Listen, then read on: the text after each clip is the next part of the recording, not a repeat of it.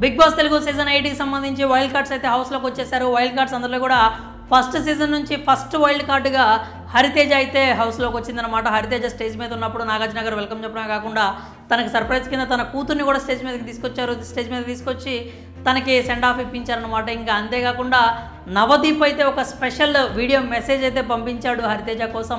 హరితేజ ఏదైతే ఫస్ట్ సీజన్లో హరికథ ఏదైతే చెప్పిందో అదే స్టైల్లో నవదీప్ కూడా ఆమెకి విష్ చేయడం జరిగిందనమాట.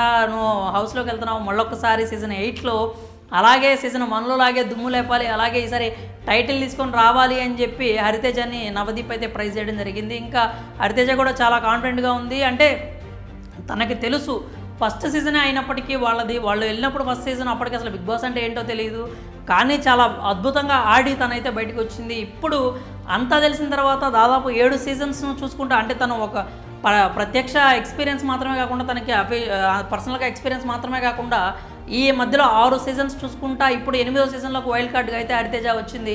తన ఎక్స్పీరియన్స్ మొత్తం కూడా హౌస్లో చూపిస్తుంది అంటలో ఎలాంటి అనుమానం లేదు. అంతేకాకుండా హౌస్లోకి వెళ్ళబోయే ముందే హౌస్లో ఎవరు కత్తి, ఎవరు స్ట్రాంగు, ఎవరితో మనం జాగ్రత్తగా ఉండాలి, ఎవరితో తనకి కయ్యానికి ఎక్కువ ఆస్కారం ఉంటుంది అనే విషయాన్ని కూడా హరితేజ స్టేజ్ మీద చెప్పిందనమాట. మరి హౌస్లోకి వెళ్తే ఎవరితో నీకు పడదు అనుకుంటున్నావు అంటే ఎవరితో గట్టిగా పడుతుంది అనుకుంటున్నావు అంటే వెంటనే ఆమె సీత పేరు అయితే చెప్పింది. అలాగే యష్మితో కూడా, అంటే ఫస్ట్ యష్మి పేరు చెప్పింది, ఆ తర్వాత సీతతో కూడా మనకు కొంచెం గొడవలు అయ్యేలాగే ఉన్నాయని చెప్పింది. ఎందుకంటే ఆట విషయంలోనే కాదు మాట విషయంలో కూడా హరితేజ ఎక్కడా తగ్గదు. చాలా అంటే చాలా స్ట్రాంగ్, ఇచ్చి పడేస్తుంది, ముఖం మీద మాట్లాడుతుంది ఏదున్నా కూడా.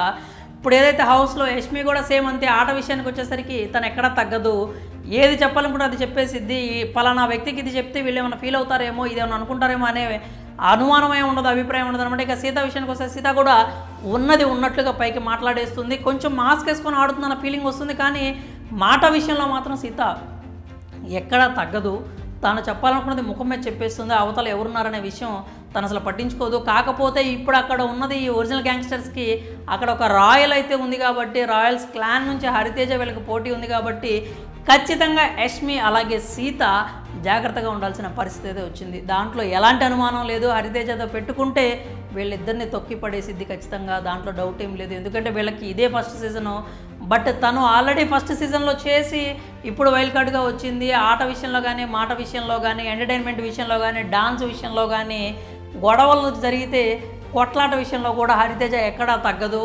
అన్నీ చూసుకున్నట్లయితే యష్మి కావచ్చు, సీత కావచ్చు, కొంచెం ఆమె ముందు జూనియర్లే కాబట్టి ఆ ఆధిపత్యం అయితే హరితేజ దగ్గర కనిపిస్తుంది, ఎలాంటి అనుమానం లేదు. గొడవకి దిగితే మాత్రం యష్మి కనుక హౌస్లో ఇప్పటివరకు వాళ్ళ తోటి కంటెస్టెంట్స్ మీద రెచ్చిపోయినట్లు కనుక హరితేజ దగ్గర రెచ్చిపోతే వర్కౌట్ కాదు. సీత కూడా చూసి మాట్లాడాల్సిన అవసరం అయితే ఉంటుందన్నమాట. వీళ్ళిద్దరినీ ఆమె అయితే టార్గెట్ చేసుకొని హరితేజ హౌస్లోకే వచ్చింది, ముందే చెప్పేసింది నాకు వాళ్ళతో గట్టిగానే పడేలాగా ఉంది అని చెప్పి. కాబట్టి ఇప్పటి నుంచి ఖచ్చితంగా సీత అలాగే యష్మి జాగ్రత్తగా ఉండాల్సిన పరిస్థితి అయితే ఉందన్నమాట. దాంట్లో ఎలాంటి అనుమానం లేదు. హరితేజ వాళ్ళిద్దరిని తొక్కిపడేయడానికి అయితే ఫిక్స్ అయిపోయింది. ఎందుకంటే వాళ్ళిద్దరిని చూస్ చేసుకుంది ఆమె హౌస్లో స్ట్రాంగ్గా మాట్లాడుతుంది. వాళ్ళిద్దరే తాము ఏదనుకుంటే అది క్లియర్ కట్గా పైకి అయితే చెప్పేస్తూ ఉన్నారనమాట. సో వాళ్ళనే తన టార్గెట్గా ఎంచుకుంది.